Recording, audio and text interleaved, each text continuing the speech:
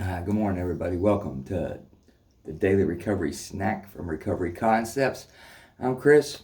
Um, Obviously, shooting from somewhere different again this morning, over in Eastern Kentucky, going to visit some more family, and just getting up and getting going. It's just the 25th, Saturday the 25th. So I hope you guys had a good Friday. All is well. We're out, like I said, rolling. Had to do a little driving yesterday, and after working, so we cut it in half there a little bit or whatever. But getting up, getting going, getting some little messages and stuff from my buddy, house sitting, and all seems to be well. So it's another good Saturday. It's beautiful here. We're in a place called Pineville State Park, Eastern Kentucky, near Middlesboro. I believe it is Middlesburg or Middlesboro. Sorry, but that ain't got it right, but you'll see it if you look for it anyway. Great place, man. Up in the woods a little bit off the roads, and as you can see, yeah, just beautiful. Up in Appalachia, Kentucky, Eastern, rolling hills, man. My kind of stuff, man. My kind of stuff. So, but we got up and had us a breakfast and getting cleaned up and getting ready to hit the road. So anyway, I'm rambling. Let's dive in here and see what we got. 25th. Oh my goodness. A quote from L. Frank Baum from The Wonderful Wizard of Oz. I'm really a very good man, but I'm a very bad wizard. No matter how well we get, we can't be our own higher power. When we were sick and in trouble, we knew we needed help from a power outside of ourselves, one that had more than we did to help us get well. It was very clear then. It was very clear then. But when we begin feeling that our lives are under control again and things are going well for us, beware. It's tempting to think we can take the controls back from our higher power and run our own lives without help. After all, we are good people and we are well now. We need to remember that we are here to play our part in a much bigger picture of the world. And no higher power sees this picture better than we can.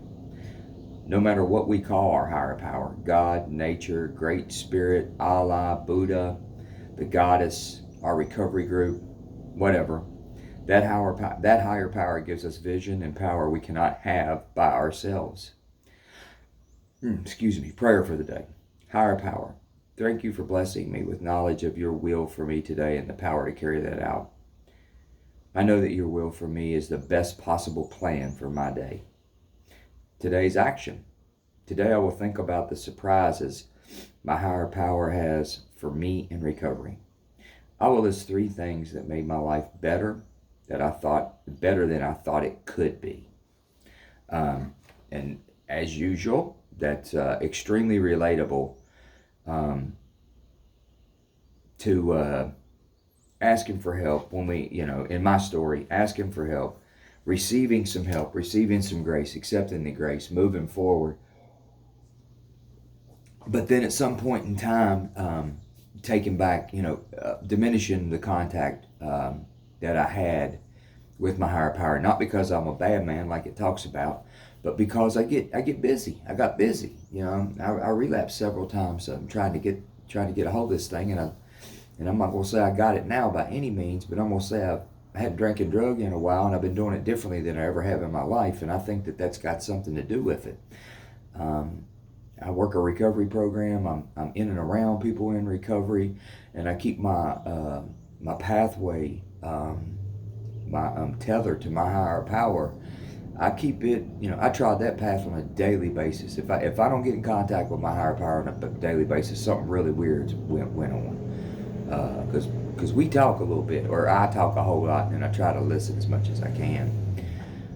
But I think we get confused at points in times. We get going, we get feeling better, we're working the program, we start getting the gifts, we start getting, the things that we think our lives are supposed to be about back. You get a promotion, man. You're coaching your kids' baseball team. You're driving the ballerina minibus for the neighborhood and your daughters or whatever. The PTA asks you to be the treasurer, all kinds of crazy stuff, whatever the case may be. We start getting these things, and then we promptly forget what gave it to us. we start. For me, it's 12-step stuff. We start missing meetings, man. Maybe fading away, not talking to my sponsor as much, man. Things are good. I got it now, and not consciously, I don't get up and say, okay, I got it now. I'm not going to be a part of what I've been doing anymore. But it gets foggy in front of me. I don't ask for help and guidance, and I start thinking I'm where I'm supposed to be, and I slowly move away from what gave it to me. I stopped my meeting attendance. I stopped, my association with people in recovery, and I ended up relapsing. I mean, that's just what happened to me, and I see it a lot working in recovery.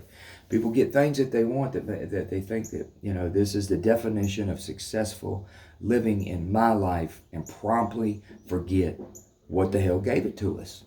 We walk away from it, but I don't think we do it consciously.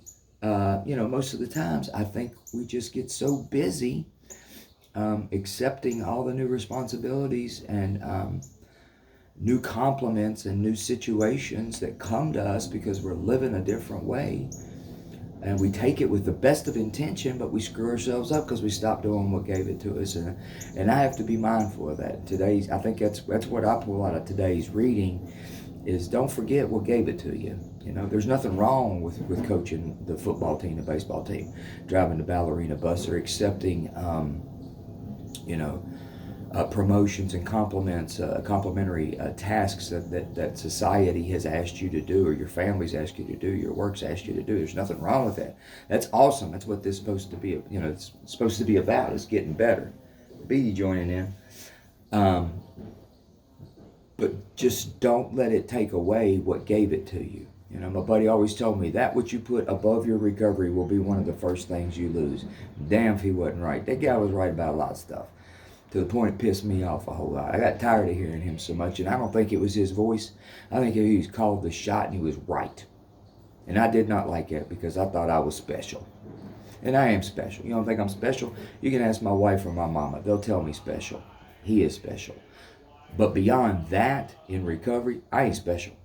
For me, I got to stay close to it. I got to be working a program. I got to keep my contact open with my higher power, ask for guidance, and go out on a daily basis and try to figure out what it'd have me do. And that is what I have discovered. I do not know. It is far from a perfect program for sure, but it has not produced relapse. And more days than not, I live in peace, serenity, and joy. And that's true. That's true. And everything hadn't always been okay in recovery since I got cleaned up either. There's been some very trying situations. And I've never found the need. It's never necessitated me to drink and drug again over it. Recovery's given me another avenue to deal with it. I've learned how to deal with these things up to and including today with a better approach that does not include drinking or drugging, because there is nothing in the world that can ever happen to me that is so good or so bad that I will not make worse with a drink or a drug. And I know that today. So the trick is to not forget that and continue doing what helps keep me in the path that I'm on. So I'm going to get after it. I got to get in the car, but I appreciate y'all joining. Y'all know the spiel. Please share, subscribe, like, tell a friend, do whatever you're moved to do. I would appreciate it, trying to grow the base, but either or, I'm glad you're here, and come on back and we'll do it again on a Sunday. Have a blessed day. Make it a good one. Stay safe out there, and hope to see you tomorrow. Take care. Bye.